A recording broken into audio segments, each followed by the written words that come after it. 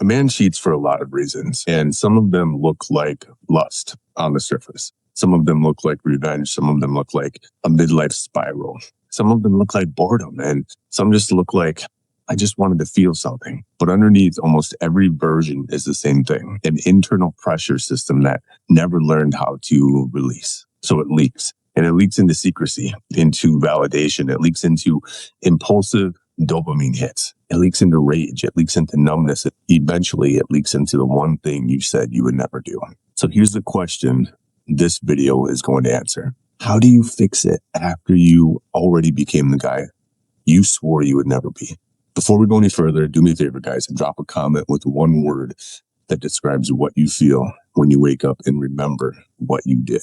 Just one word: shame, panic, empty, sick, whatever it is. And the reason I ask is simple. When you name it, you stop letting it run the whole show in the dark. And if you know a man who is quiet right now, in that kind of quiet where you can tell he is losing himself, share this with him, please. This is about clarity. And clarity is what lets you move like a man again. All right, let's talk about why your usual strategy is failing. Most men who cheat and blow up their life, they do one of two things. They either punish themselves forever or they try to earn it back with performance. Punishment looks like replaying the movie every single day, calling yourself a piece of shit, agreeing with every single hateful thought, accepting a life sentence of self-disgust because it feels like justice. Performance now, it looks like this: more work, more money, more being useful, more doing, more proving, more I will become the perfect man now. And maybe you sprinkle in some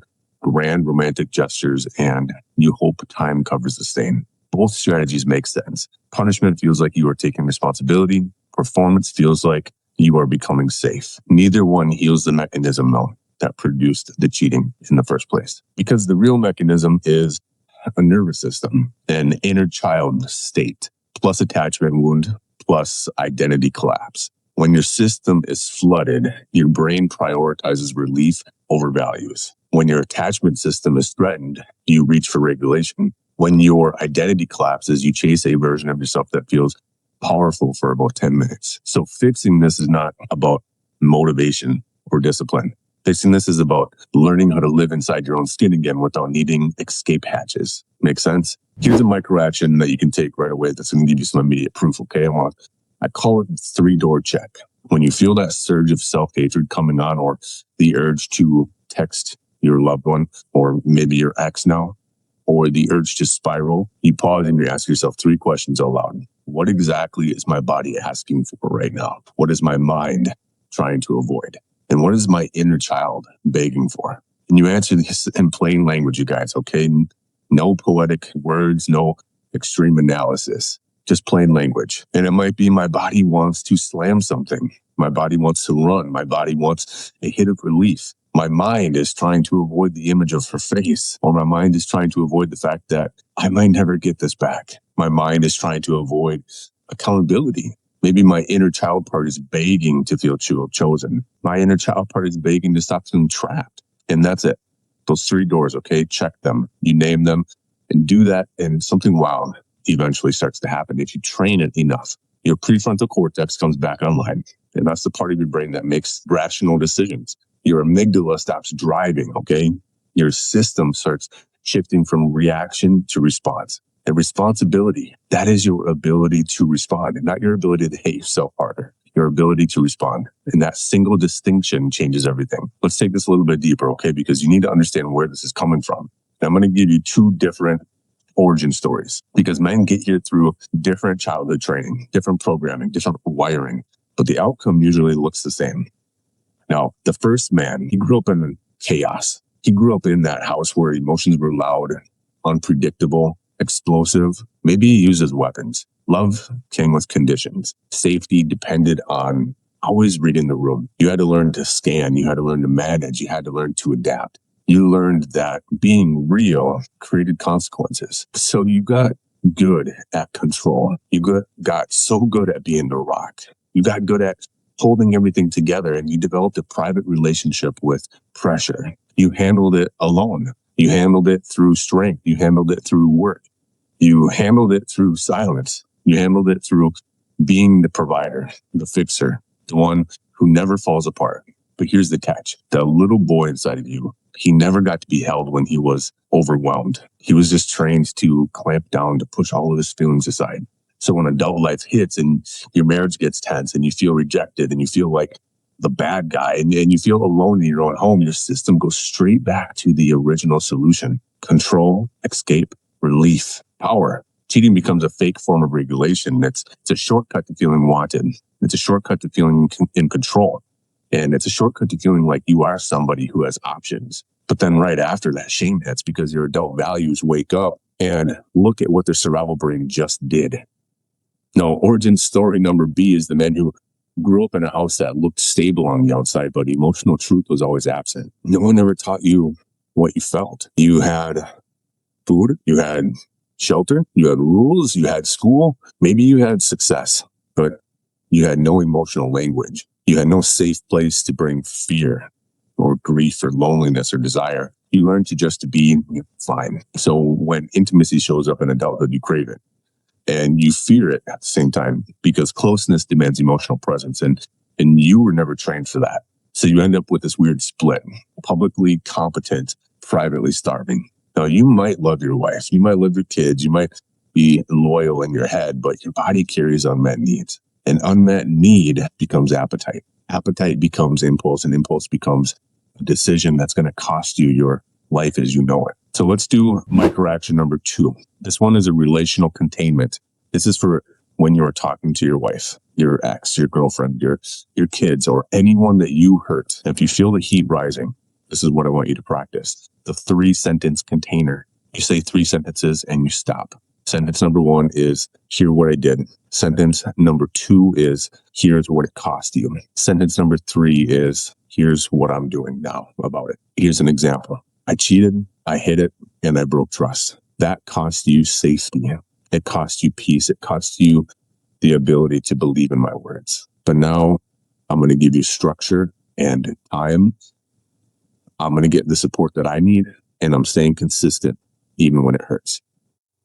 And then you stop. No defending, no explaining, no twisting it into a debate, no chasing forgiveness. Now, why does this work? Because escalation comes from unpredictability. When your nervous system feels cornered, you start pushing. When her nervous system feels cornered, she starts protecting.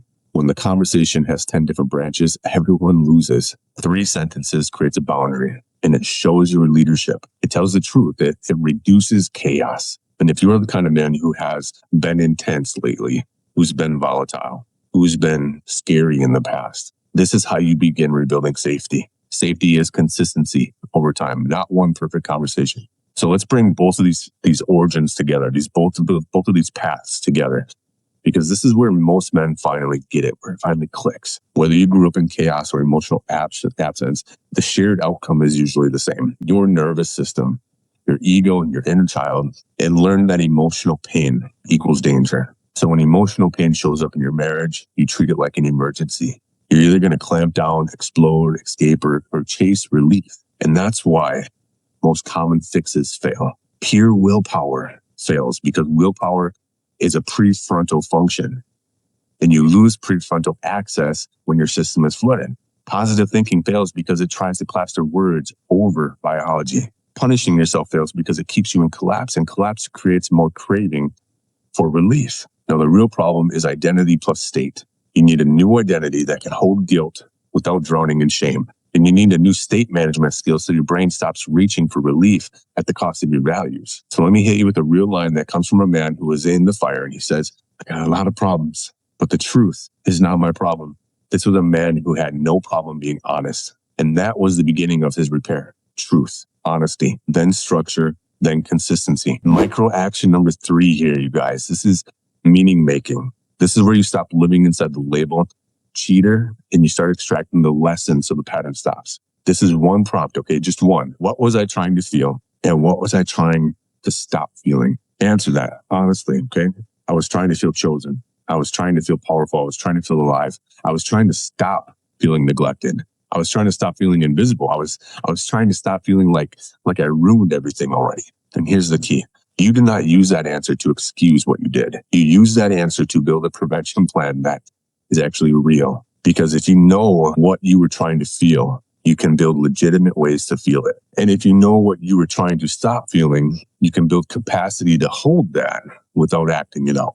And that is nervous system training plus inner child repair.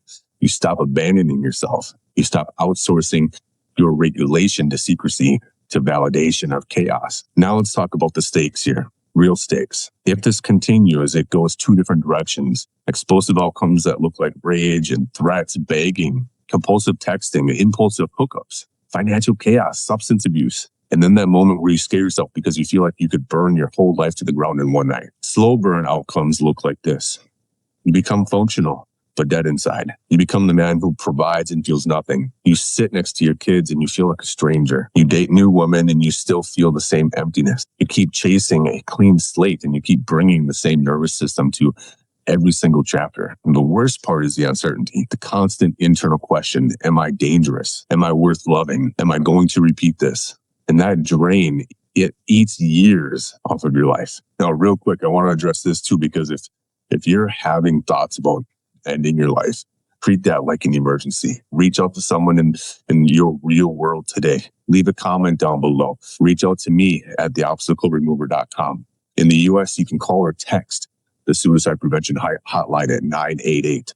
You are allowed to get support before you make permanent decisions. Okay, remember that. I want to bring this full circle and just make sure we're speaking to the man who this work is really for. The man who hit that internal line. The line where punishment stopped feeling like responsibility and it started feeling like self-destruction. The line where performance stopped feeling like growth and it started feeling like desperation. The line where you realized, if I keep living from this wound, I will keep producing the same outcomes. Now, this is also for the man who wants to lead his life again instead of being dragged by impulses he hates. If you guys want any help with this, there's a link in the description where you can schedule time with me. Use it when you want clarity, when you need some structure, when you need a plan that holds up under pressure, okay? Just a real conversation between you and me, and you decide what you want to do from there. And guys, if you stayed this long with me, I want you to do two things. Comment down below that one word we talked about in the beginning, and then go watch the next video in this playlist, because this is how you build momentum. One insight is nice, but repetition is what rewires. Your legacy gets built in the moments where you want to disappear and you choose to stay present anyways. I'll see you on the next one.